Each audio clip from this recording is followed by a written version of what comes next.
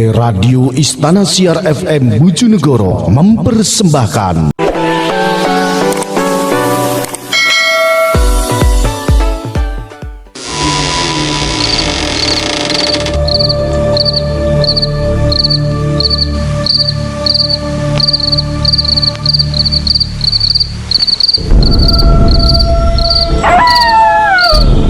kembali. Tim Jimat punya cerita misteri bersambung dengan judul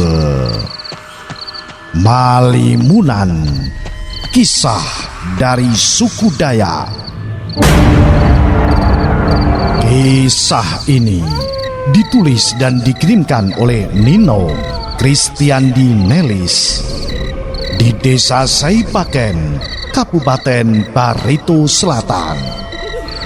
Adapun tujuan untuk menceritakan ini adalah semata untuk sedikit memberikan pembelajaran dan pengetahuan baru bagi orang-orang yang belum mengenal tanah Kalimantan, atau tepatnya Kalimantan Tengah.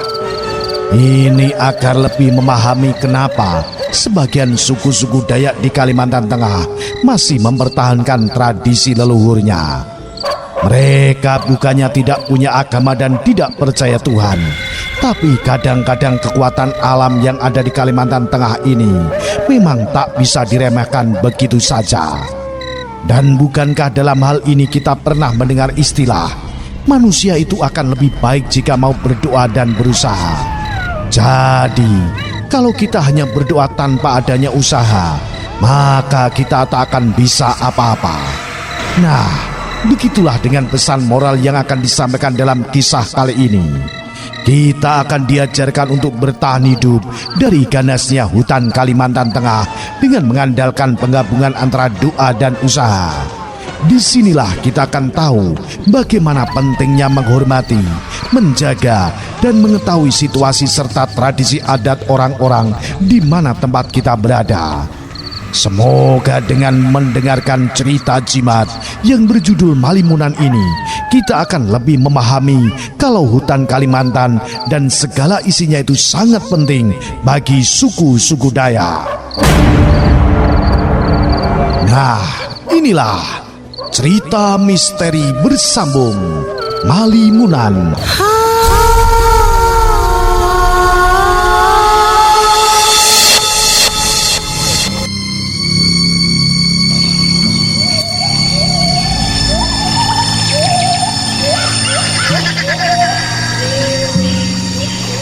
Inilah cerita misteri bersambung Malimunan bagian ke-7. Waktu terus berjalan dan semakin beranjak siang. Dan walaupun tak jauh berbeda dengan Arif, luka-luka yang didapatkan Lisa pun cukup banyak. Hanya saja tidak terlalu parah dan langsung mampu ia tangani dengan keahliannya sebagai dokter. Lalu setelah beristirahat sebentar untuk menghimpun tenaga, ia kemudian mencoba mencari jalan keluar dari tempat itu. Pertama-tama yang ia lakukan adalah membuat tanda SOS dari beberapa ranting pohon dan batu. Ia tahu cara itu sebenarnya tidak terlalu membantu, tapi setidaknya ia sudah berusaha melakukan langkah awal dalam perjuangannya untuk bertahan hidup. Kemudian sambil dibantu sebilah tongkat dari batang pohon kecil, ia mulai berjalan menyusuri pinggiran sungai. Dan karena sudah semakin sempit, maka mau tak mau ia harus merayap menaiki tebing sungai yang sangat curam itu. Ini memang terdengar mustahil untuk seorang gadis muda dan cantik seperti dia. Tapi mengingat kalau ia adalah mantan juara panjat tebing semasa SMA, maka bukan hal sulit baginya untuk melakukan hal ekstrim itu. Suara nafasnya yang lemah itu terdengar semakin keras ketika ia akhirnya berhasil sampai di bagian atas tebing dengan selamat. Pemandangan dari atas tebing ini sebenarnya sangat indah dan mengesankan. Tapi karena sejauh mata memandang tak ada tanda-tanda kehidupan di sekitarnya, Lisa hampir saja putus asa dan tak memiliki semangat lagi. Tapi karena mengingat dia bukan tipe gadis lemah dan cengeng, maka perasaan tadi buru-buru ia singkirkan jauh-jauh. Bagaimanapun juga ia harus tetap semangat menemukan jalan keluar. Apalagi saat di sungai tadi ia sempat melihat ada sebuah ember yang hanyut. Ini bisa dijadikan patokan kalau di hulu sungai sana pasti ada pemukiman warga atau setidak-tidaknya sebuah ladang. Jadi hanya dengan mengandalkan itu ia kemudian melanjutkan lagi perjalanannya, walau meter demi meter yang harus dilalui sungguh terasa sangat berat dan melelahkan. Tak terhitung lagi sudah berapa kali ia terjatuh di kubangan lumpur maupun terantuk batu-batu cadas yang membentang di depannya. Dan dalam keadaan pakaian yang compang-camping, ditambah lagi badan yang kotor, membuatnya hampir terlihat seperti orang gila saja. Satu-satunya yang membuat dirinya masih agak enak dipandang mata adalah tampangnya yang tetap terlihat cantik meski rambutnya sedang dalam keadaan kusut dan acak-acakan. Bahkan jika dibandingkan dengan seorang artis, ia masih terlihat mirip dengan salah satu personil Blackpink yang habis bermain-main di kubangan. Desahnya dalam hati ketika semakin lama rentang alam yang berada di depannya semakin sulit ditembus. Onak duri dan berbagai jenis tumbuhan liar mulai membentuk dinding alami yang seakan mencoba menghalangi jalannya. Lisa pun akhirnya terduduk di sebuah batang pohon tumbang sambil memijat-mijat kepalanya yang pusing. Ingin rasanya ia berteriak sekeras-kerasnya, tapi hal itu tentu saja percuma dan justru akan malah berbahaya. Sebab bisa saja hal itu hanya akan mengundang datangnya binatang-binatang buas dari segala penjuru hutan. Kemudian ketika ia sedang sibuk memikirkan apa yang harus ia lakukan, mendadak hujan turun kembali.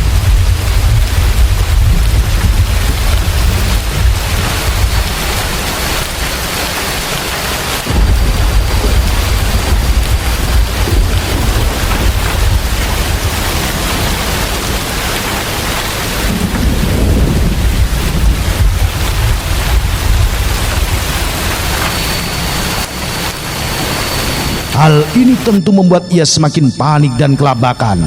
Kemeja putih di tubuhnya yang sudah kering itu hampir saja ia lepaskan untuk disembunyikan di bawah batang pohon agar tidak basah lagi.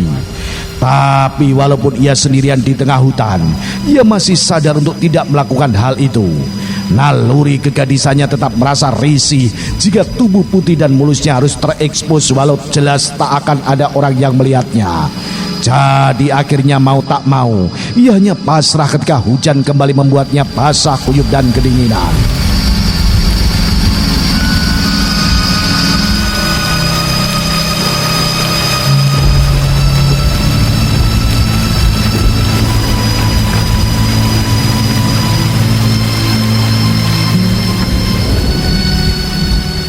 Dan sementara itu juga, di saat Lisa sedang berjuang setengah mati agar tidak stres dan menjadi gila, di tempat yang berbeda, tapi tidak terpaut jauh dengan posisi Lisa, seorang pemuda juga sama-sama tersesat dan bingung mencari jalan pulang.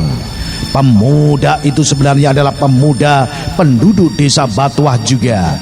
Hanya saja karena tersesat di tempat yang asing dan belum pernah dimasukinya, ia pun jadi bingung sendiri harus pergi ke arah mana. Bahkan ia sampai tak tahu kalau 500 meter di depannya ada sebuah sungai yang bisa dijadikan sebagai patokan arah. Sialan, ini semua gara-gara sekawalan babi hutan itu, maki pemuda tadi dalam hati sambil menggeram marah ketika teringat penyebab dari tersesatnya dia tadi. Sekarang aku harus menemukan sungai Sabunut agar bisa menentukan kemana harus pergi. Sambungnya lagi seraya terus melangkah, walaupun saat itu kakinya mulai terasa mati rasa akibat lukanya terlalu banyak mengeluarkan darah. Lalu beberapa menit kemudian, Mandau yang kebetulan masih melekat di pinggangnya itu, ia genggam erat-erat karena beberapa meter di depannya terlihat ada sesosok wanita berbaju putih yang sedang duduk membelakanginya. Ia tahu itu bukanlah makhluk halus, tapi juga merasa tak percaya kalau ada manusia lain di tempat yang konon sebenarnya terlarang untuk dimasuki itu. Jadi dengan hati yang masih ragu-ragu dan penuh tanda tanya, ia pun akhirnya nekat juga mendekati sosok wanita tersebut. "Hei, siapa kamu?" tanya pemuda itu akhirnya ketika jarak mereka kini sudah sekitar 15 meteran. Dan ketika sosok yang dipanggilnya itu menoleh, ia hampir saja tersentak mundur karena melihat jika ternyata itu adalah seorang gadis cantik yang dengan tubuh putih mulus dan sedikit compang-camping. Ya, gadis yang itu tak lain adalah Lisa, yang tentu saja langsung kaget dan sangat ketakutan juga ketika melihat si pemuda itu. Dengan refleks ia meringkukkan badan serta menutupi dada dengan kedua tangannya agar lekuk tubuhnya tidak terlalu kelihatan. "Mau apa kamu?" sentak Lisa kemudian sembari menggenggam tongkat kayu yang ada di tangannya erat-erat. Tenang, saya ini sedang tersesat dan saya sedang mencari jalan pulang ke desa Batuah," saut si pemuda tadi tanpa bergerak dari tempatnya berdiri. Ia sengaja tidak ingin membuat gadis yang ditemuinya itu semakin panik. Sedangkan Lisa, ketika mendengar kata-kata desa Batuah, ia langsung sedikit lega, walau tetap saja mengambil sikap waspada. "Apa benar kamu tersesat?" tanya Lisa memastikan. "Iya, aku memang tersesat. Dan walaupun aku memang warga desa Batuah, tapi aku baru pertama kali ini masuk daerah sini. Dan sialnya aku pun masih tidak tahu ini di mana," saut si pemuda tadi lagi dengan bersungguh-sungguh. "Aneh, kenapa kamu bisa sampai tidak tahu di mana kamu sekarang?" Celetuk Lisa curiga. "Aku baru pulang dari perantauan. Sudah 5 tahun aku tidak pulang ke desa Batuah. Jadi aku cukup bingung karena begitu banyaknya perubahan di sini." "Apa kamu bukan orang jahat?" "Tentu saja bukan. Dan apakah kamu juga bukan siluman atau kuntilanak?" "Ya, tentu saja bukan. Namaku Lisa. Aku dokter yang akan bertugas di desa kalian." Ucap Lisa akhirnya memperkenalkan diri dengan bibir yang mulai bergetar akibat kedinginan. "Hah? Benarkah? Lalu kenapa kamu ada di tempat ini?" sentak si pemuda terkejut. "Ceritanya cukup panjang. Akan lebih bagus kalau kita segera cari dulu jalan keluar kita dari tempat ini." Ucap Lisa mengingatkan. "Baiklah, aku paham. Tapi apakah aku boleh mendekat?" "Iya, tidak apa-apa." Lalu dengan masih sedikit hati-hati, si pemuda tadi segera mendekati Lisa dengan perlahan. Dan begitu pula dengan Lisa. Walaupun terlihat jelas kalau pemuda itu adalah orang baik-baik, namun ia tetap waspada dan terus siaga. "Siapa nama kamu?" tanya Lisa kemudian ketika si pemuda tadi sudah berada di dekatnya. "Namaku Neno. Aku baru saja pulang dari merantau ke Kalimantan Barat," saut si pemuda itu memberitahukan. "Jadi, bagaimana kamu bisa tersesat?" "Saat di perjalanan tadi, aku terjebak dan diserbu oleh kawanan babi hutan yang muncul entah dari mana. Aku sempat berusaha kabur, tapi akhirnya aku malah hampir terjatuh ke dalam jurang. Motor dan beberapa barang bawaanku semuanya tak terselamatkan. Satu-satunya barangku yang selamat hanyalah ransel dan mandau ini saja." "Dan kamu sendiri, kenapa tidak ikut jatuh ke dalam jurang?" "Aku sempat meloncat. Lagi pula untuk apa aku mau ikut pasrah jatuh ke jurang? Itu mati konyol namanya." "Ya, siapa tahu saja." Lisa kikuk. Ia benar-benar tak menyangka kalau dalam keadaan segenting itu pemuda itu masih bisa tenang dan sedikit menghibur walau maksudnya tentu bukan begitu. "Lalu kenapa kamu tidak kembali saja ke jalan yang kamu lewati itu? Kan kamu bisa jalan kaki." Lalu Lisa lagi menyelidiki. "Nah, itu dia masalahnya. Aku memang kembali melanjutkan perjalanan dengan berjalan kaki. Tapi anehnya jalan yang aku lalui itu malah buntu. Sepertinya warga desa Batuah sudah bertahun-tahun tidak menggunakan jalan itu lagi." Ironis sekali ya." Ucap Lisa akhirnya sambil terangguk-angguk mengerti. "Iya, dan asal kamu tahu saja, aku tadi sempat berusaha kembali ke dermaga. Tapi karena sudah memaksa masuk terlalu jauh ke dalam hutan, aku akhirnya justru tersesat hingga ke tempat ini." Kamu masih beruntung bila dibandingkan denganku. Sebelum aku sekarat, banyak tragedi memilukan yang menyertainya. Bahkan hingga saat ini pun, orang terakhir yang bersamaku pun masih belum aku tahu nasibnya." Ucap Lisa sambil tertunduk sedih. "Boleh aku tahu bagaimana kamu bisa tersesat?" tanya Neno dengan hati-hati agar Lisa tidak semakin hanyut dalam kesedihannya. "Ceritanya panjang sekali." saut Lisa pelan. "Baiklah, itu bisa kamu ceritakan sambil kita berjalan nanti. Sekarang kamu harus pakai ini dulu," ucap Reno kemudian sembari mengeluarkan sebuah jaket berwarna hitam dari dalam ranselnya. Melihat itu Lisa sempat ragu-ragu dan malu untuk menerimanya. Alasannya tentu karena pemuda ini adalah orang yang baru dia kenal. Sudahlah, kamu jangan malu-malu. Pakai saja. Ya, walau ini sedikit basah, tapi setidaknya ini mampu untuk menutupi tubuh kamu. Baiklah, makasih ya. Ucap Lisa akhirnya sembari menerima dan langsung memakai jaket tersebut untuk menutupi tubuhnya yang terlihat sekali itu. Maaf kalau terlalu kebesaran, ucap si pemuda sembari tersenyum simpul. Ya, tidak apa-apa. Sekali lagi terima kasih banyak. Angguk Lisa tulus. Oh ya, sebelum sampai ke tempat ini apakah kamu sempat menemukan petunjuk atau apapun yang bisa kita jadikan patokan arah? Tanya Neno kemudian ketika beberapa menit selanjutnya mereka bersiap untuk meninggalkan tempat itu.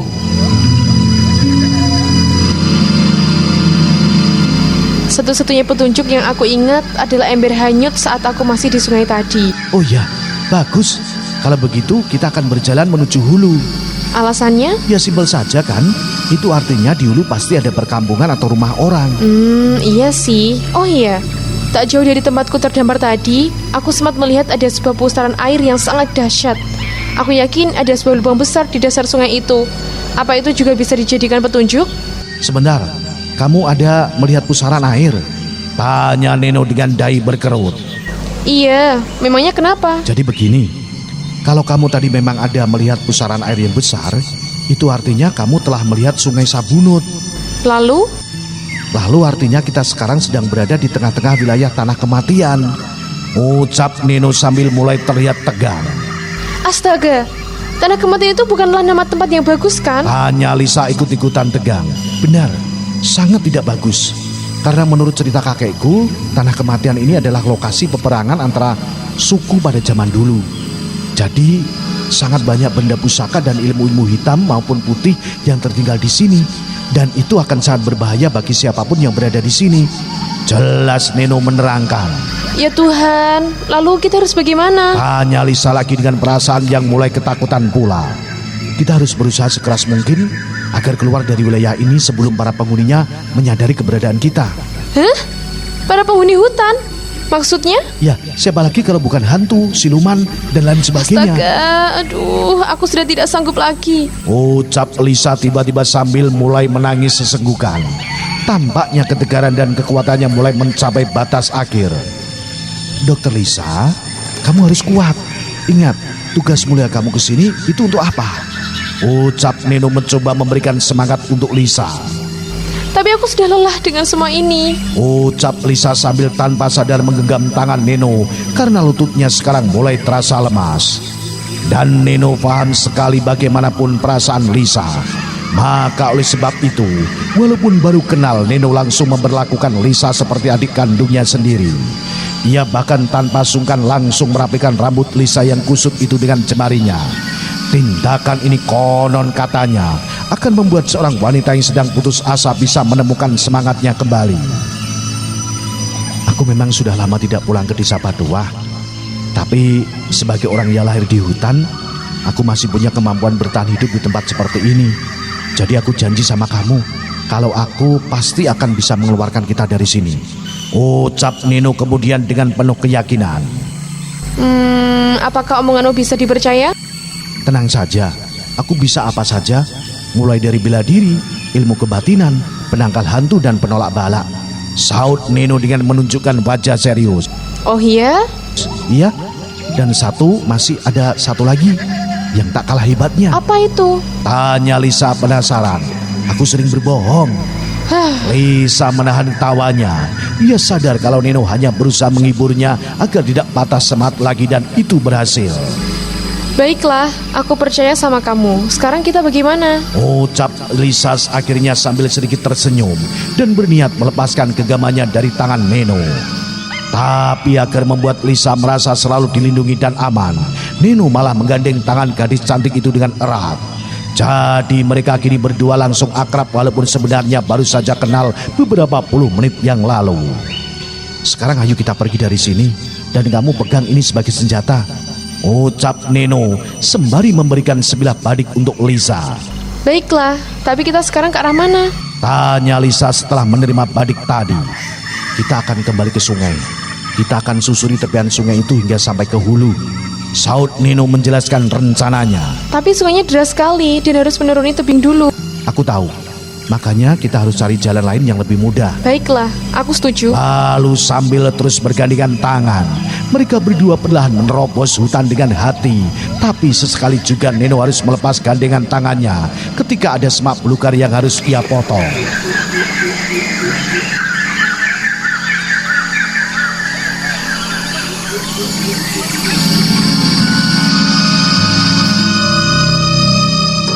Dan sementara itu pada saat yang bersamaan, warga desa Batuah mengalami peristiwa yang memilukan pula.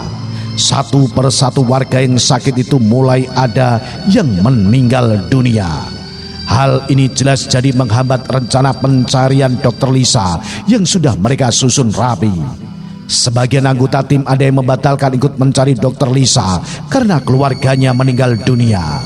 Dan meski sudah mendapatkan bantuan anggota tim dari desa Siung Telang, jumlah mereka masih tidak memungkinkan untuk melakukan pencarian. Sebab setelah dihitung ulang, jumlah mereka ternyata totalnya hanya ada 20 orang saja. Sedangkan mereka sudah bertekad untuk tidak akan pulang sebelum menemukan Dr. Lisa. Jadi dengan anggota tim yang hanya sebanyak itu, pencarian jelas akan membutuhkan waktu lama. Apalagi mengingat saat itu sedang musim hujan.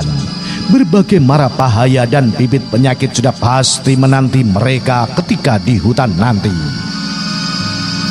Bagaimana ini Pak Kades? Masalah di desa kita semakin banyak. Warga sudah semakin banyak yang sakit. Bahkan sudah ada yang meninggal dunia pula. Dan selain itu juga kasus mayat yang hilang dari makam itu juga masih belum dapat kita pecahkan. Lalu sekarang kita juga harus mencari dokter yang hilang itu. Lalu apa yang harus kita lakukan, Pak? Tanya Pak RT dengan penuh kekalutan. Jujur saja, Pak. Ini adalah cobaan pertama dan terberat dalam hidup saya selama menjabat sebagai kepala desa. Saya tak pernah terpikirkan akan dihadapkan dengan situasi sepelik ini. Jauh dalam lubuk hati saya yang paling dalam, saya rasanya sudah hampir menyerah saja. Dan kalau Bapak menyerah, maka kita semua akan celaka, Pak. Potong Pak RT cepat. Benar. Maka oleh sebab itulah saya tetap bertahan hingga detik ini. Lalu sekarang apakah Bapak punya rencana? Saya sebenarnya punya rencana untuk meminta bantuan dari kecamatan. Tapi saya masih ragu-ragu.